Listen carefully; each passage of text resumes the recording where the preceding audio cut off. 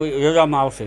Business સમિટનું જે મુખ્ય આયોજન છે એમાં આપણા આદરણીય અને બ્રહ્મ સમાજનું અનમોલ રતન એવા ડૉક્ટર યજ્ઞેશભાઈ દવેના સાનિધ્યમાં થઈ રહ્યું છે। સાથે સાથે આપણા સમસ્ત ગુજરાત બ્રહ્મ સમાજ રાજ્ય કક્ષાની ટીમ એટલે પ્રમુખ શ્રી ભરતભાઈ રાવલ અને મહામંત્રીઓ શ્રી અશ્વિનભાઈ ત્રિવેદી, ગિરીશભાઈ જોશી સહિતના તમામ પદાધિકારીઓની આગેવાનીમાં આ બિઝનેસ સમિટ યોજાવા જઈ રહી છે, જેની અંદર આ વિશાળ આયોજનમાં ડૉક્ટર યજ્ઞેશભાઈ દવે દ્વારા સંપૂર્ણ આ ખર્ચ ઉઠાવવામાં આવ્યો છે, જેની અંદર કોઈ પાસેથી એક રૂપિયો પણ ડોનેશન પેટે બિઝનેસ સમિટ માટે લેવામાં નથી આવ્યો, બરાબર છે।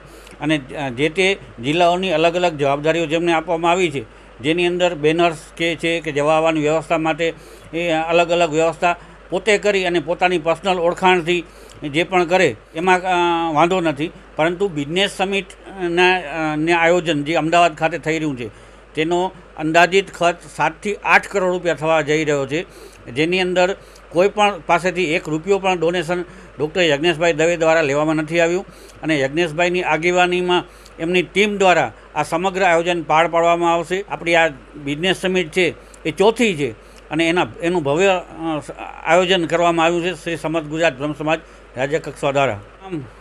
કચ્છની અંદર વસતા કચ્છ સૌરાષ્ટ્રના હોય કે સમગ્ર ગુજરાતના હોય કે સમગ્ર ભારતના હોય તમામે તમામ ભૂદેવોને હાથ જોડીને વિનંતી કરું છું કે અત્યારે આપણા બ્રહ્મ સમાજનું ગૌરવ લઈ શકાય એવો આ કાર્યક્રમ બિઝનેસ સમિટ જ્યારે થઈ રહી છે ત્યારે અંદાજિત 7 થી 8 કરોડના ખર્ચે જ્યારે આ કાર્યક્રમ થતો હોય અને 10,000 જેટલા બ્રાહ્મણ યુવાન યુવતીઓને જ્યારે રોજગારી મળતી હોય અને ધંધા રોજગાર માટેની આવી તકો મળતી હોય અને આવા સુંદર આયોજનની અંદર આપણે દરેકે ખભે ખભો મિલાવી અને સાથે જોડાવવું જોઈએ।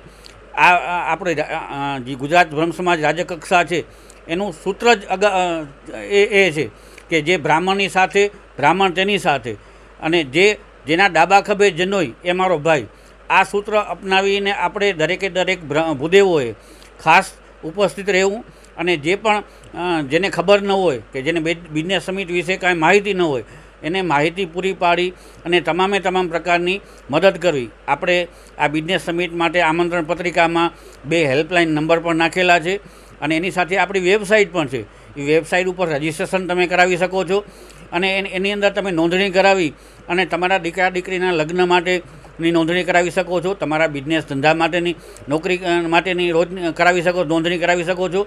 તમારો બાયોડેટા અપડેટ કરી અને તમે ત્યાં અપલોડ કરી અને તમારા દીકરા દીકરીને નોકરી મળે, સારો રોજગાર મળે એના માટેની પણ તમામ સુવિધાઓ કરવામાં આવી છે। તો બ્રહ્મ સમાજના આ મોટા આયોજનમાં સૌ ભૂદેવો સાથે મળી અને હાજરી આપે એવી હું વિનંતી કરું છું, પ્રાર્થના કરું છું। હર મહાદેવ, જય પરશુરામ। હું એક જ સંદેશ સૌથી પહેલો આપવા માંગીશ કે આપણે જે સમવાયો છે બ્રાહ્મણ સમાજના અલગ અલગ, એ બધા સમવાયોએ એક મળી અને એક બ્રહ્મ સમાજ, સંગઠિત બ્રહ્મ સમાજ બને એ માટેના પ્રયત્નો કરવા જોઈએ। જ્યારે કોઈ બ્રાહ્મણ સમાજનું એક આયોજન થતું હોય ત્યારે બીજા આયોજનો ઊભા ન કરવા જોઈએ। જે પણ આયોજનો બ્રાહ્મણો થકી થાય છે એ જ આયોજનોને એકબીજાનો સહકાર આપવો જોઈએ। જે હોદ્દાની હુંસાતુસી છે એ હુંસાતુસીએ છોડી દેવી જોઈએ અને દરેક બ્રાહ્મણ નાનો હોય કે મોટો હોય એકબીજાને સાથે લઈને ચાલે એવી ભાવના બ્રાહ્મણોમાં પ્રગટે એવી અમારી ઈચ્છા છે અને સમસ્ત બ્રહ્મ સમાજ ગુજરાત રાજ્ય કક્ષા હંમેશા બ્રાહ્મણો માટે કાર્ય કરતું રહ્યું છે અને ભવિષ્યમાં પણ બ્રાહ્મણો માટે કાર્ય કરતું રહેશે। ત્યારે કચ્છમાં પણ અમે વિવિધ અલગ અલગ કાર્યક્રમો દ્વારા બ્રાહ્મણો માટેના કાર્યો કરતા હોઈએ છીએ।